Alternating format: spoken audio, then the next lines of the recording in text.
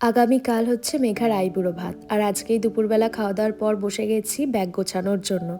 আর আমি ভেবেছিলাম যে আমি বাড়িতে থেকেই মেহেন্দিটা করে যাব। তার জন্য আমি আমার লোকালের সবথেকে সেরা মেহেন্দি আর্টিস্টকে ডেকে নিয়েছিলাম। ও হলো মল্লিকা। এত সুন্দর নিখুঁত ডিজাইন, তোমরা জাস্ট দেখো। এটা রাত 11টার সময় আমি তুলে ফেললেও পরের দিন কিন্তু সকালে ঠিক এরকম কালার এসেছিল মেহেন্দির। আর বিয়ের দিন জাস্ট আরও ডার্ক হয়েছিল। এত সুন্দর নিখুঁতভাবে মেহেন্দি পরাইও। তোমরা চাইলে কমেন্ট সেকশানে বলো, আমি তোমাদেরকে ওর নাম্বার শেয়ার করে দেব। যাই হোক, পরের দিন বেরিয়ে পড়লাম আইবুড়ো ভাতে যাওয়ার জন্য। মেঘাকে আইবুড়ো ভাত অলরেডি খাওয়ানো চলছিল, আমি পৌঁছে দেখলাম। আর সন্ধ্যাবেলায় সবাই মিলে নাচানাচি হলো। পরের দিন গায়ে হলুদের সকালে বৃদ্ধি লুকের সাজটা কিন্তু মেঘাকে আমিই সাজিয়ে দিয়েছিলাম।